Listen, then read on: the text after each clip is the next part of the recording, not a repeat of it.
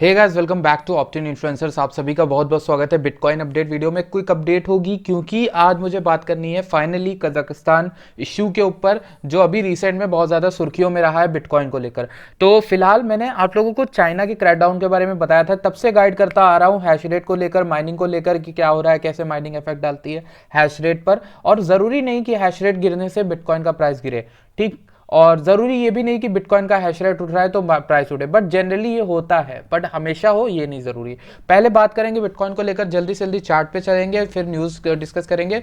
तो वीडियो काफी इंफॉर्मेशनल होगी। उसी के साथ मेरी आपसे छोटी सी रिक्वेस्ट है कि आप अगर टेलीग्राम पर नहीं जुड़े हो तो टेलीग्राम पर हमारे जुड़ जाओ। ये हमारा टेलीग्राम चैनल है और ऑफिशियल चैनल से अगर जुड़ना है तो डिस्क्रिप्शन में दी गई लिंक से जाना। अगर आप डिस्क्रिप्शन दी गई लिंक से नहीं जाते हो, किसी और तरीके से जाते हो, तो आप खुद जिम्मेदार होगे किसी भी तरह के फ्रॉड या स्कैम से। तो ये हमारा चैनल ऑफिशियल चैनल है जिसपे अभी करंटली जितने सब्सक्राइबर हैं आपको दिख रहे हैं, और ऑप्टिन इन्फ्लुएंसर्स की चैनल की पहली लिंक डिस्क्रिप्शन में मिल जाएगी इसी वीडियो के। तो उससे जुड़ जाना बहुत इंपॉर्टेंट है। टेलीग्राम पर मैं आपको क्विक अपडेट्स देता हूँ। ये हमारा फाइनली वीकली चार्ट है, और इस वीकली चार्ट में मैंने आप लोगों से कई सारी बातें शेयर करनी थी और करता भी आ रहा हूँ बहुत टाइम से कि भैया बिटकॉइन की डिप कहाँ तक जा सकती है, कहाँ तक नहीं जा सकती है, कितना बिटकॉइन डंप हो सकता है। पॉसिबल डाउनसाइड टिल $39,000, ये मेरी लास्ट बिटकॉइन अपडेट वीडियो में मैंने बोला था। ये $29,000 का डाउनसाइड था समर में, और ये एक रेंज थी जहां पर विक गई थी। अब आप गौर करोगे कि इस एक में हमारा ज्यादातर प्राइस नहीं रहा था, इस समय हमारी विक्स गई थी। विक का मतलब ये होता है कि प्राइस झटके से नीचे आती है लेकिन ऊपर खींच ली जाती है, नीचे आती है फिर खींच ली जाती है। तो ऐसी विक्स देखिए, 1 2 3 4 विक्स है। और अगर कायदे से गिना जाए 1 2 3 4 5 6 7 7 विक्स ऐसी हैं जो हमारी नीचे हैं। बाकी कैंडल क्लोज ही, एक कैंडल क्लोज हुई है, 7 विक्स आई थी अंदर। तो ये एक चीज है जो हमें ये भी बताती है कि जो करंटली हमारा चल रहा है, हो सकता है ये भी एक वीक हो।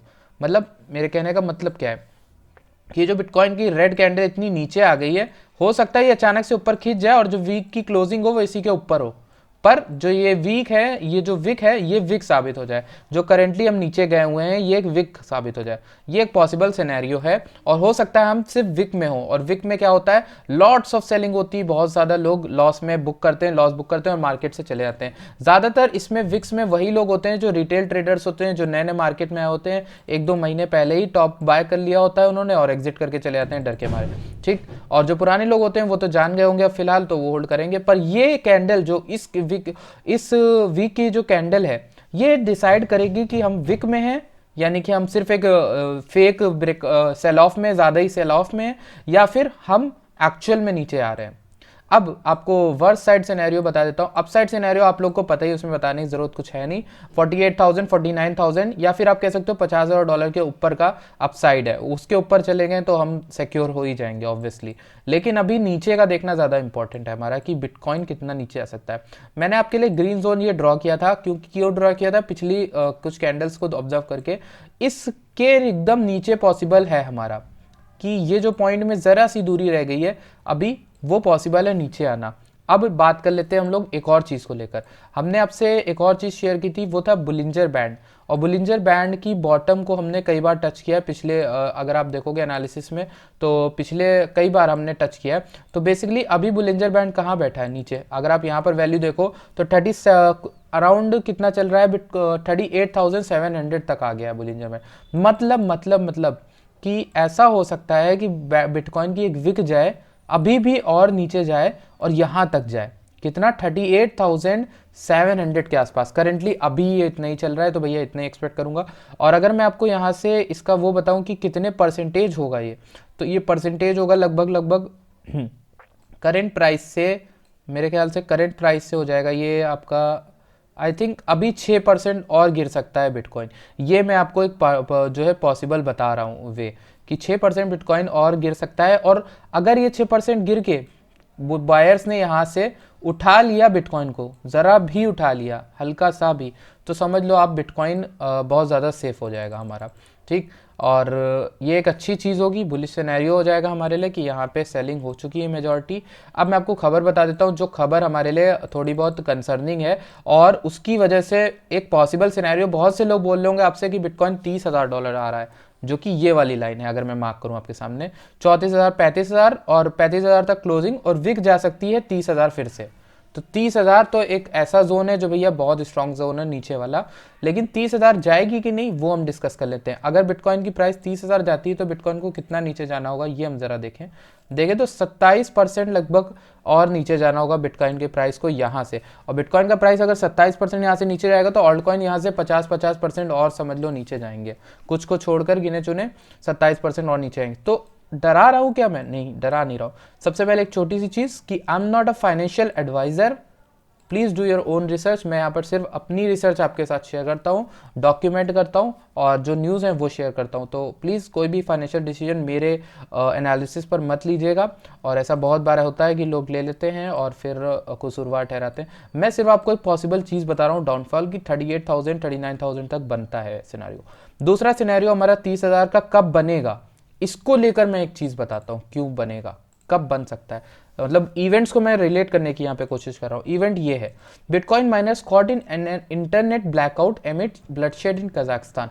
कजाकिस्तान में क्या हुआ है कि देखिए, सबसे पहली चीज़ ये है कि अभी जब क्रिप्टो चाइना में बैन हुआ था माइनिंग, तो कजाकिस्तान 18% ग्लोबली हैश रेट का रिस्पॉन्सिबल था। मतलब कजाकिस्तान में सबसे ज़्यादा माइनर्स बैठ के अपना जो है माइन कर रहे थे।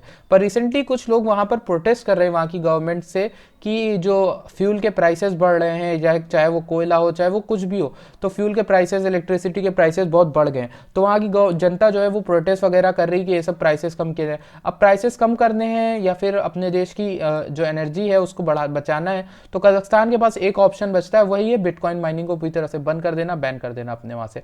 कजाकिस्तान में अभी सबसे ज़्यादा माइनर्स बैठ के माइन कर रहे हैं चाइना के बाद। तो जो चीज़ चाइना के बैन करने पे हुई थी वही चीज़ सेम कजाकिस्तान के बैन करने पे हो सकती है, बट छोटे लेवल पे। ठीक, अब आप समझ रहे हो क्या हो रहा है। तो कजाकिस्तान ने अगर बैन कर दिया तो ये एक चीज़ हो सकती है। दूसरी चीज़ ये है कि इंटरनेट ब्लैकआउट हो गया था वहाँ पर अभी बीच में रिसेंटली, और aunt pool and F2 pool, ये दो जो पूल है जो वहाँ पर अकाउंट करते हैं, बहुत बड़ी परसेंटेज है। और हो सकता है कि इस न्यूज़ के चलते बिटकॉइन रीटेस्ट कर जाए $30,000 वाला जो मार्क है, जो लोग कह रहे हैं 35 से 40,000। अब मेरा पर्सनल क्या इंस्टेंस है वो मैं बताता हूँ आपसे, रुक जाइए एक मिनट। बस एक और चीज़, bitcoin slips to 3 month low on jitters over Fed policy outlook and unrest in Kazakhstan. अभी फेड को लेकर भी बात चल रही है, Federal Reserve recent hawkish policy जो आई है उनकी, और political appeal oil rich Kazakhstan में हुआ है क्योंकि वहाँ ऑयल के हाई। तो बेसिकली यहाँ तक 30,000 का एक अपसाइड बनता है, डाउनसाइड बनता है सॉरी, और माइनर्स हो गए और ये सब चीज़ें कवर कर ली। फिलहाल के लिए आपको करना क्या है, मेरा जो पर्सनल इंस्टेंस है, मेरा पर्सनल इंस्टेंस यहाँ पर है कि जो बिटकॉइन है वो बायर्स भी बहुत हैं, इस बार इंस्टीट्यूशनल डिमांड भी बहुत है। तो बिटकॉइन के प्राइस को नीचे 30,000 35,000 आना बहुत ही एक रेयर केस सिनेरियो होगा, लेकिन अगर ऐसा होता है तो इंस्टीट्यूशन बहुत लॉस में आएंगे, इवन आपका माइक्रो स्ट्रैटेजी।